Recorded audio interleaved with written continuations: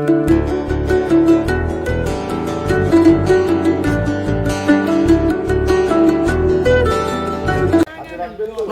বন্ধুরা, আজকে আমরা বেরিয়ে পড়ে এই যে আমাদের সব বন্ধুরা দাঁড়িয়ে আছে, এক এক করে সবাই উঠে পড়বে। এইদিকে তাকাও, এদিকে একটু তাকাও।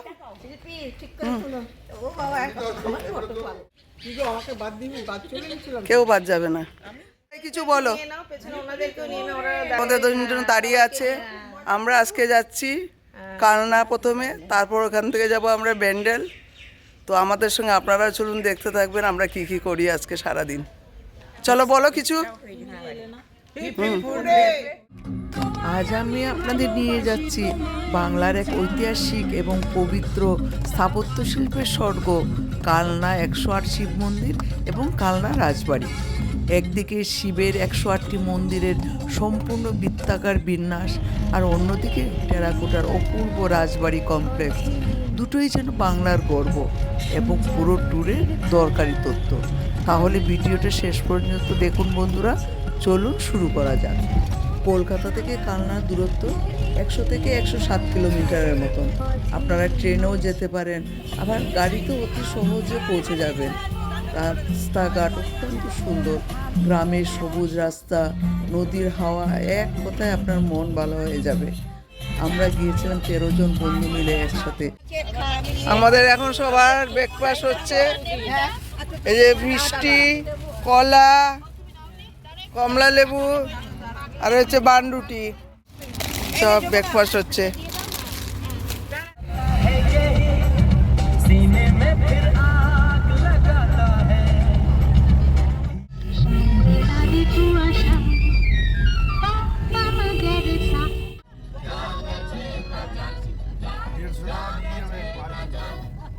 আমরা এখন চলে এসেছি পশ্চিমবঙ্গের পূর্ব বর্ধমান জেলার কালনা শহরে, যেখানে রয়েছে বাংলার এক অনন্য ধর্মীয় ও স্থাপত্য নিদর্শন 108 শিব মন্দির।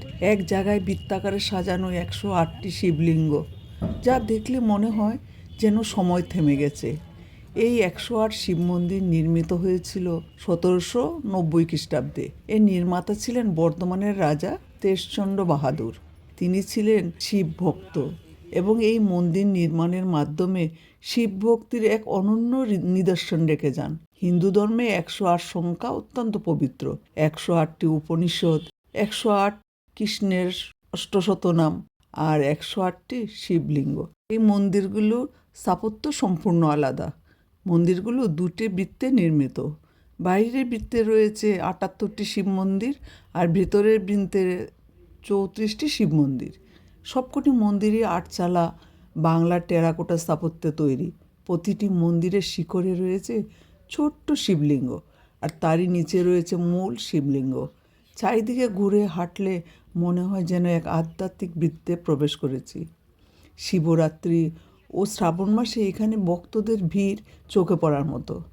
অনেকে বিশ্বাস করেন যে 108টি শিবলিঙ্গে জল ঢাললে মনস্কামনা পূর্ণ হয়। শান্ত পরিবেশ, ধূপের গন্ধ আর ওং নমঃ শিবায় ধ্বনি সব মিলিয়ে জায়গাটা যেন এক ধ্যান কেন্দ্র। শান্ত, পরিষ্কার এবং ইতিহাসে মোড়া একদিনের ট্রিপের জন্য আদর্শ জায়গা। বাংলার ইতিহাস ও ভক্তি এমন অপূর্ব মেলবন্ধন খুব কম জায়গাতেই দেখা যায়। আপনি যদি কালনায় আসেন, 100 শিব মন্দির অবশ্যই মিস করবেন না। এই শিব মন্দিরের মাঝখানে রয়েছে একটা কুয়োর ব্যবস্থা। খুব সম্ভবত হয়তো তখনকার দিনে এখান থেকে এই জল তোলা হতো বা প্রয়োজনীয় কাজ করা হতো। এখন আমরা এসেছি বর্ধমান রাজবাড়ির সেই অংশে যেটাকে বলা হয় বাংলার টেরাকোটার স্বর্গ। কথা বলছি কালনা রাজবাড়ি আর এখানকার রত্ন প্রতাপেশ্বর মন্দির নিয়ে। চলুন ধীরে ধীরে হাঁটতে হাঁটতে আমরা ইতিহাসে ঢুকে পড়ি। কালনার ইতিহাস শুধু মন্দিরেই থেমে নেই, এটা ছিল বর্ধমান রাজার ধর্মীয় সাংস্কৃতিক কেন্দ্র।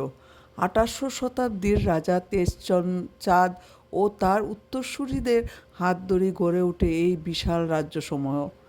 এখানকার মন্দিরগুলোর দেয়ালে যে টেরাকোটার কাজ দেখা যায়, শুধু তার শিল্প নয়, ইতিহাসেরও জীবন্ত দলিল।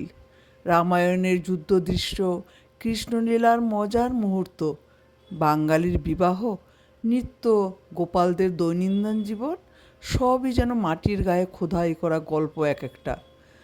1849 সালে বর্ধমানের রাজা তেজচাঁদের পুত্র মহারাজ প্রতাপচাঁদের স্মৃতিতে তৈরি করা হয় এই পাঁচছড়া রত্নশৈলীর মন্দির, যা আজও কালনার গর্ব। কালনার এই রাসমঞ্চ ছিল রাজবাড়ি কমপ্লেক্সের অত্যন্ত গুরুত্বপূর্ণ অংশ। এটি শুধু ধর্মীয় মণ্ডপ নয়, একটা সাংস্কৃতিকও কেন্দ্র।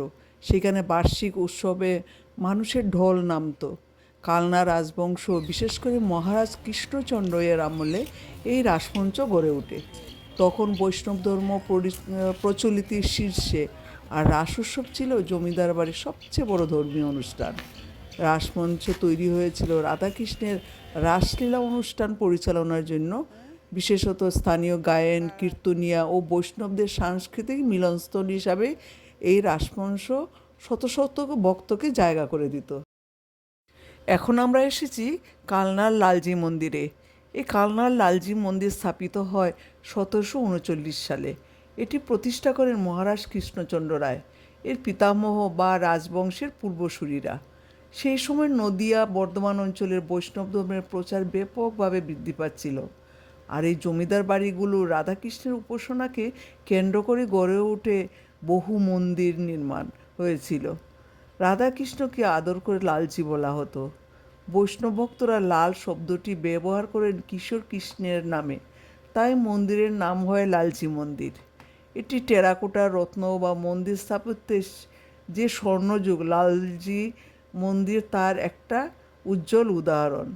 এই মূল মন্দিরটি নবরত্ন শৈলীতে নির্মিত, অর্থাৎ ছাদের উপরে 9টি শিখর, কেন্দ্রে একটি বড় শিখর, তার চারপাশে উচ্চতা ছোট 8টি শিখর।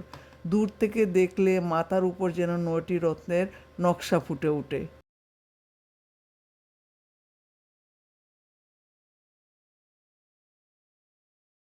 এই মন্দিরটির নাম হলো গিরি গোবর্ধন মন্দির। এই মন্দিরের সবচেয়ে বড় বৈশিষ্ট্য হলো এর পাহাড় আকৃতির ছাদ, আর মন্দিরের গায়ে পশু পাখির মূর্তি খোদাই করা রয়েছে, যা একে আরও ব্যতিক্রমী করে তুলেছে। আমরা লালজি মন্দির থেকে বেরিয়ে আশেপাশে আরও অনেকগুলো মন্দির রয়েছে, যেমন রূপেশ্বর মন্দির। আমরা এখন এসেছি কৃষ্ণচন্দ্র মন্দিরে। কালনা রাজবাড়ি কমপ্লেক্সের অন্যতম গুরুত্বপূর্ণ মন্দির হলো এই কৃষ্ণচন্দ্র মন্দির। মন্দিরটি নির্মাণ করেছিলেন মহারাজ কৃষ্ণচন্দ্র রায়ের বংশধর ও রাজপরিবার 1800 শতকের এই মাঝামাঝি সময়ে। যে সময়ে মন্দির তৈরি হয়েছিল তখন বাংলা বৈষ্ণব ধর্ম তার উজ্জ্বলতায় ভাসছিল। কালনা ছিল গুরুত্বপূর্ণ ধর্মীয় ও সাংস্কৃতিক কেন্দ্র, আর কৃষ্ণচন্দ্র রায় ছিলেন সেই বৈষ্ণব ধর্মের বড় পৃষ্ঠপোষক, তাই তার নামে উৎসর্গ করা হয় এই মন্দির। এখানে বিরাজমান বিগ্রহকে আদর করে বলা হয় কৃষ্ণচন্দ্র ঠাকুর। এ থেকেই মন্দিরের নাম হয়েছে কৃষ্ণচন্দ্র মন্দির। এই বাংলার টেরাকোটা শিল্পের শ্রেষ্ঠ রূপ। ভিডিওটি দেখার জন্য সবাইকে ধন্যবাদ। আবার ফিরে আসছি নতুন ভিডিও নিয়ে।